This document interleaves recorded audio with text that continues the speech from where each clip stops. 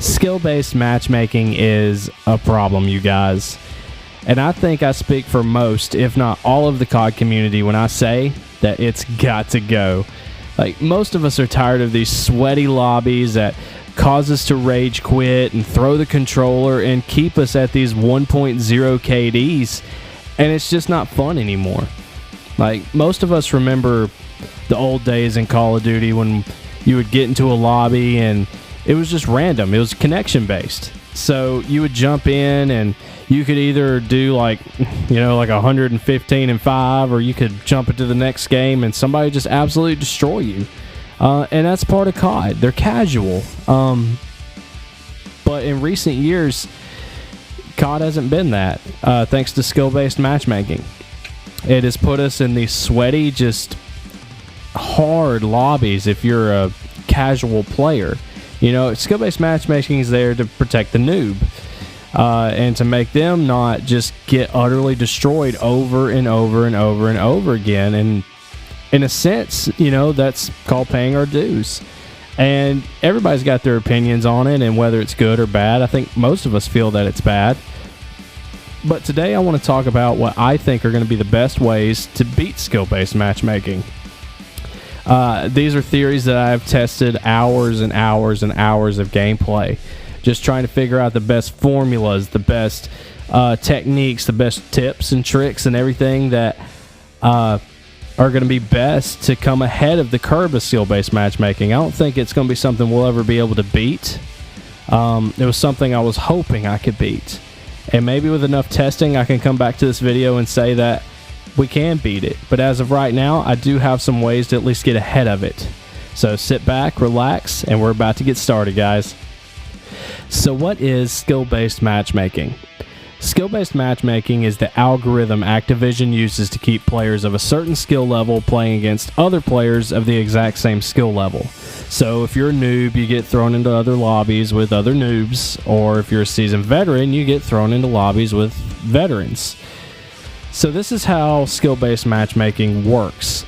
And how I thought it worked was very statistic. It takes in your statistics. It takes in whether you got kind of like a 2-to-1 KD, or how many matches you win versus how many you lose, and kind of throw you in lobbies based on that. And while that's technically true, it's a little more depth than that. So how it really works is it takes in everything about you. It takes in how you start the game, how you finish the game, if you're a rusher, if you're a kind of guy that likes to sit back with a sniper rifle. It takes in if you bunny hop or if you drop shot. It takes in all of those little things. And I've tested the drop shot. I have played game after game after game of just doing drop shots, and guess what?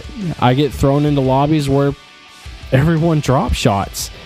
It's not something I make a habit of anymore, but it's something I wanted to test, and it works. If you bunny hop a lot, you'll get thrown into lobbies where everybody bunny hops. And while there's exceptions to this, while you'll still see some here and some there, for the most part, it's true because it's consistent. So I'm going to give you guys my tips and tricks on what I think are going to be the best ways to beat it. So here's trick number 1. Change your play style. And I know nobody wants to hear that. Nobody wants to change their play style. Everybody wants to go into Call of Duty, play casually, and play the same way they've always played, and just smoke people. Well, that's not the case anymore. Skill-based matchmaking's ruined that for us, guys. So we need to kind of come ahead of the curve and change our play styles. And the best way I've found to change my play style is to do it every 2 to 3 games. So with every offensive or any kind of way that you play, there is always a counter. And you need to figure out the way to counter your own play style. Because the play style that you play is going to throw you in a lobby with other players that are either better at that play style or have other players that can counter it. So the only way that you can counter it is to counter them. So you need to change your play style. And I promise you that this works. I went from playing, everybody starts out the same. You get into a few games, your first 2 to 3 games, you're doing good. You're going positive. You may have a 2-to-1, 3-to-1, sometimes 4-to-1. And then it just gets progressively worse. When things start getting worse, that's when you need to change your play style.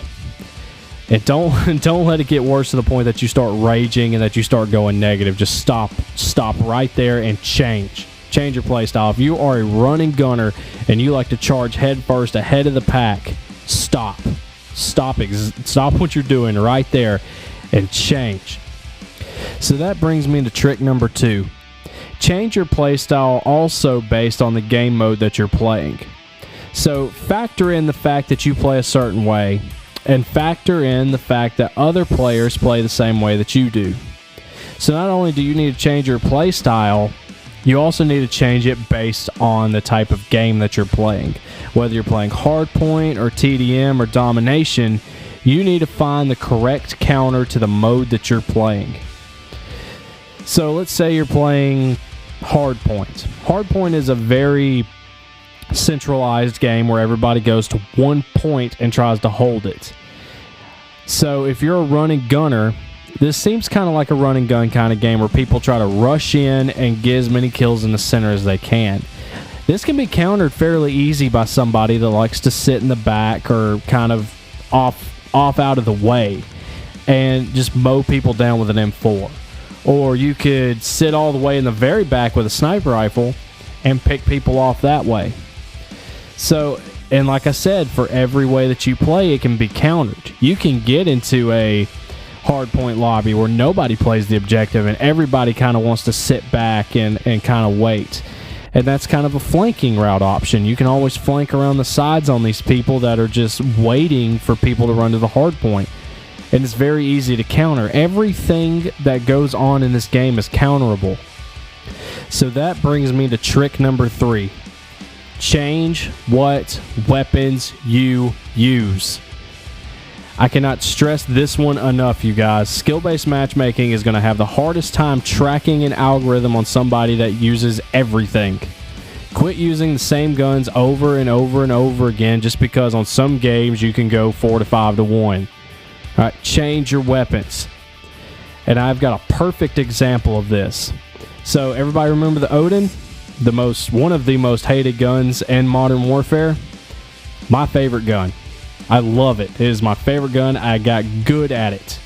I got really good at it. And it's because I know where to use it. I know what maps to use it on and what play style I should use it with. And I get like a 2-3 to 1 every time I use it. I never go negative with that gun. I have a handful of games where I've just lost it and yeah, I went negative. It's not very often. It's hardly ever. I'd say 95% of the time I pull the Odin out, I go positive. And it's because I know where to use it. Like I said, I know the maps. I know what playstyle. I know what game mode. I know everything I need to know about where to use my weapons. And I change my weapons constantly. I'm never using the same weapons over and over and over again. I'm changing my classes. I've got 10 classes, guys. Change them. Change them constantly. I keep like 5 classes open where I just constantly change weapons. Then I have a top tier of classes that I keep the same, where if I get into a lobby where I think I need to use them, or I'm a little more proficient with those guns than I am others, where I can use them and really kind of try to bring my KD up, I can do that. So I'm telling you guys, this combination of everything from changing your play style from how you run and gun to changing how you play versus what map you're on, and changing your weapons. Skill-based matchmaking is going to have the hardest time putting you in a lobby based on those facts. And it's going to go down more to a KD system where it's going to throw you in lobbies that may be sweaty still, but it's going to have a harder time doing that because you can counter most things based on that you know how to do everything. You know what weapons to use. You're proficient in all weapons. You can pull out any weapon and just mow somebody over with it. And I'll tell you a good way to practice this. Go play gun game. Go throw yourself in a game of gun game and start getting proficient with the random weapons that it gives you. And just start dropping people. Play shipment with pistols. Get good with a pistol. I guarantee if you start getting good with a pistol, you will get good at most guns. Just try everything. Play with everything. Just try to get everything gold. Get proficient with everything, not just a handful of weapons that you think you're good at. So that's it, guys. I hope this was helpful and informative. Drop a like. Make sure you're subscribed. This is actually my first video as a content creator. This is something I've really wanted to do for a long time, and I'm glad I'm here. I'm glad I have the equipment. I'm happy to do this. Like, I'm ecstatic that I'm able to do this, and it's something I want to be able to do constantly and be able to do weekly, if not daily. So look out for more content. If you want to, check out my previous video talking about my introduction, about who I am and what I do and what I plan on doing. I stream live on Facebook almost every day. I can't always do it every day, but it's, for the most part, I stream every day. So I'll leave a link below for that. But until then, guys, thanks for tuning in. I'm out.